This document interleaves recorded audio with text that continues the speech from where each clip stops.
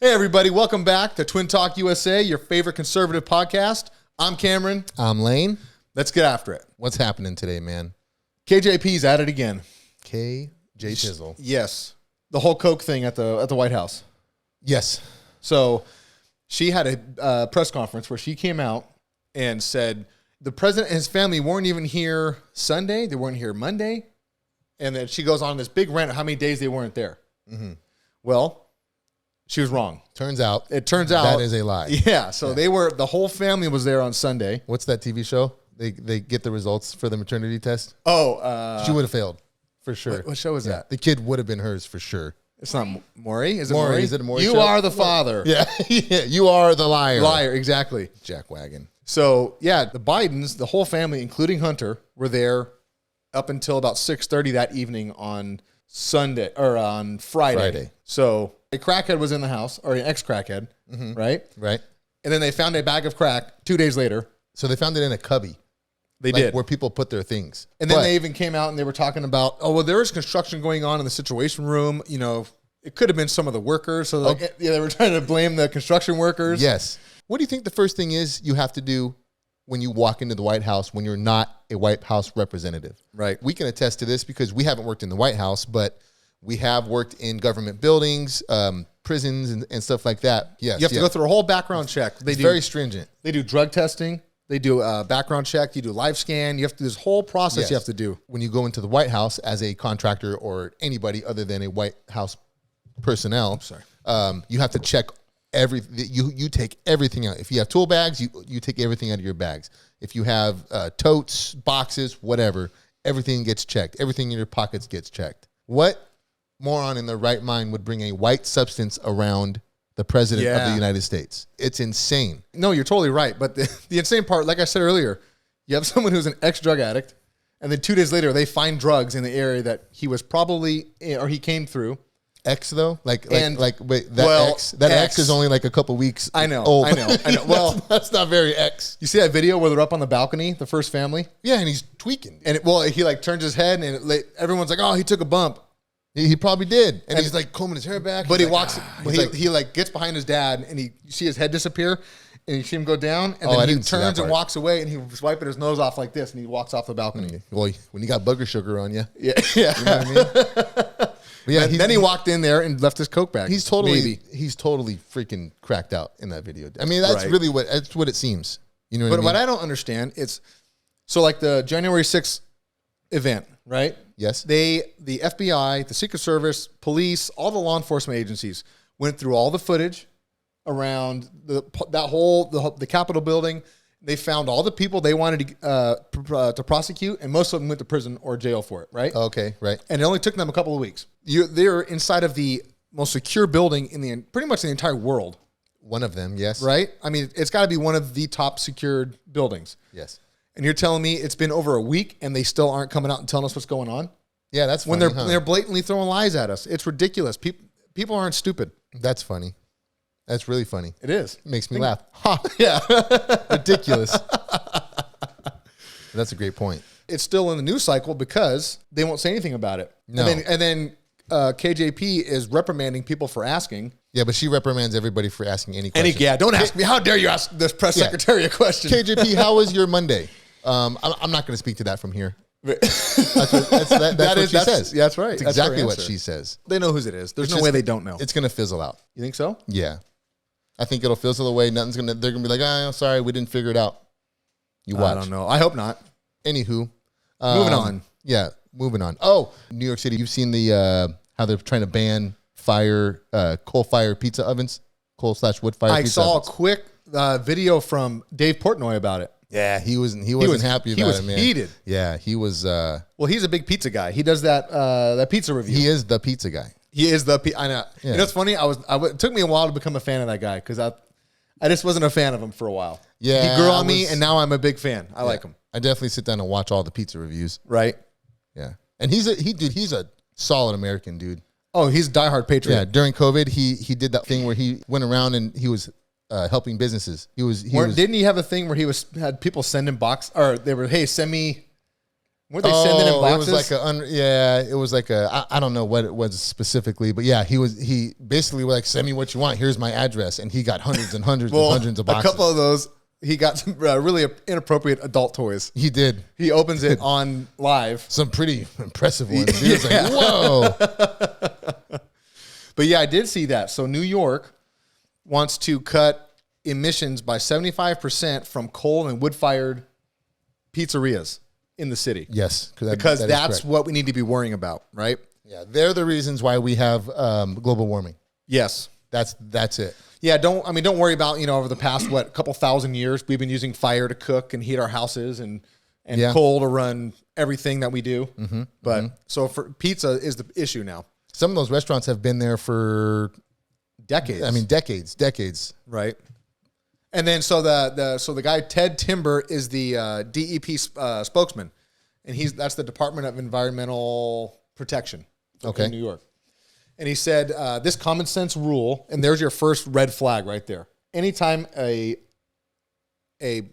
person in power for the government starts with this common sense, whether it's a rule or a law or a mandate, it's going downhill already. It's just like a power grab. It's not necessary. I'm here from the government, and I'm here to help. Yeah, exactly. Yeah. That's the last thing you want to hear at your front door. So he said the common sense rule developed with restaurants and the environmental justice groups requires a professional review of whether installing emission regulators or what they're talking about is air filtration systems in these restaurants. Which one company already did that, and it cost them upwards of like $20,000. What's it going to do to these small businesses that can't afford a $10,000 to $50,000 construction bill? An instant. What is that? Like a hit to their finances, right? Yeah, that could close doors. That could crush people. Or their prices are going to go up. Some of these businesses were even saying it's going to destroy our product if we have to if we can't afford to put in these air control systems, then we're screwed. Or two, we get rid of our coal or wood-fired ovens that we've had for 50 years in these restaurants, and now that you just ruined our product. Right. I think there would be a legal battle there. I really do. Well, look at California. They just banned single-use utensils. Like if you get a to-go order, yeah, you have to request it. You can request that you get your little soy sauce packet and ketchup and forks and knives and all that. You're much more up in arms about that than I am. Oh my God, I think it's a problem. It's just government overreach. So there's no reason they should be doing that. But in a sense, like how many times you get fast food and you throw everything away except your fries and your burger? I don't care. That company spent their money. They did. To provide that to their customer. Right. This is the United States. This is not a dictatorship. This is America. It is. And I am very, very against the government coming in and micromanaging all these little tiny things they think is important.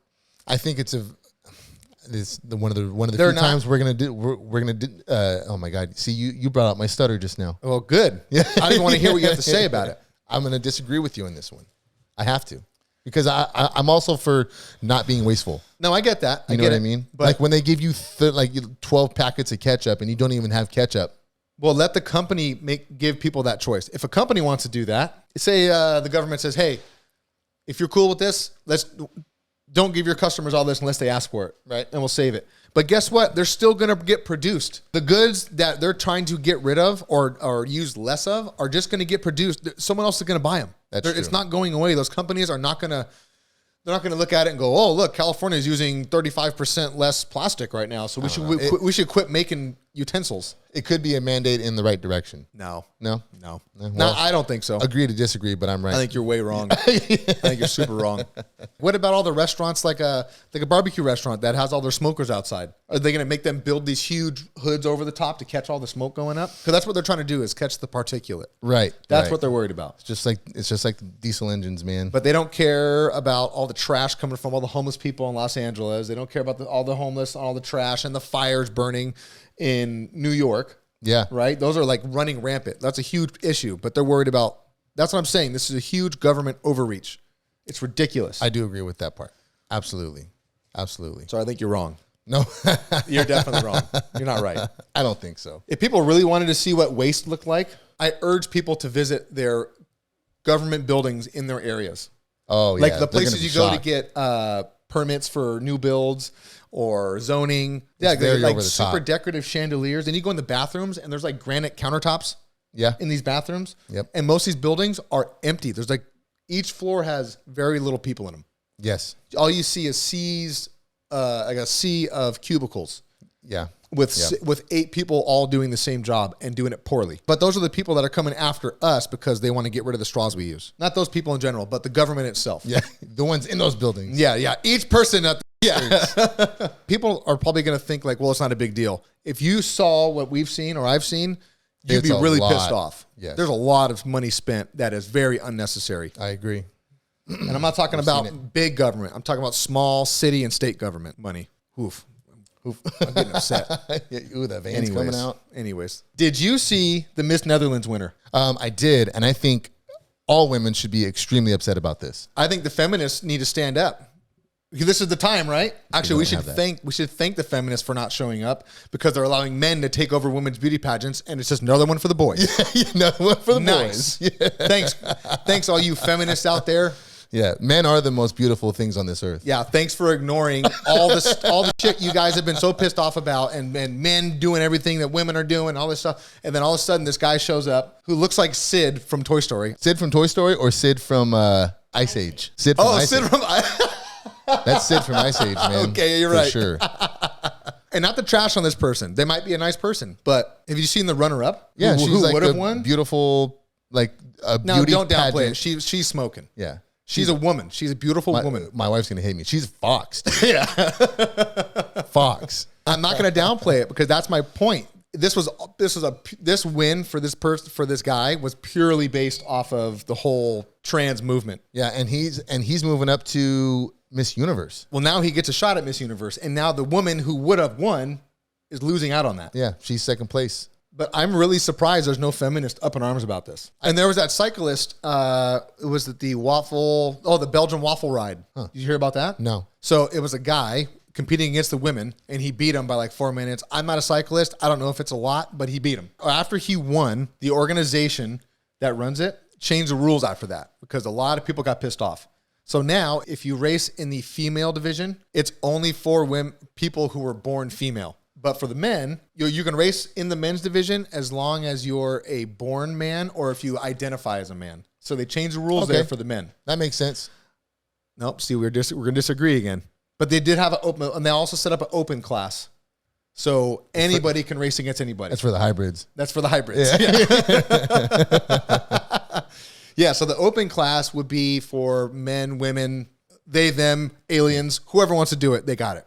Gotcha. But my problem with the male division, where they're allowing people who are either born a man or identify as a man, if someone identifies as a man, that means it's a woman. Okay. And to get to the level where they can compete with these men who are probably pretty good at what they do. Where you're going with this. They probably had to go on testosterone.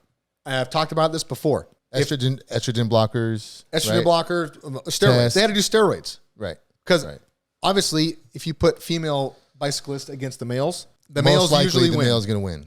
Most That's a likely. fact. Right. To compete in the men's division, they have a leg up on the competition now. Right. But if any of those regular men had any traces of steroids in their system, they would get kicked out. Yeah, they should have left it females race females, males race males, and the open class, boom. There you go. I'm going to race the open class. I would get blown out by the girls anyways. Yeah. Yeah. I'm definitely not built for longevity.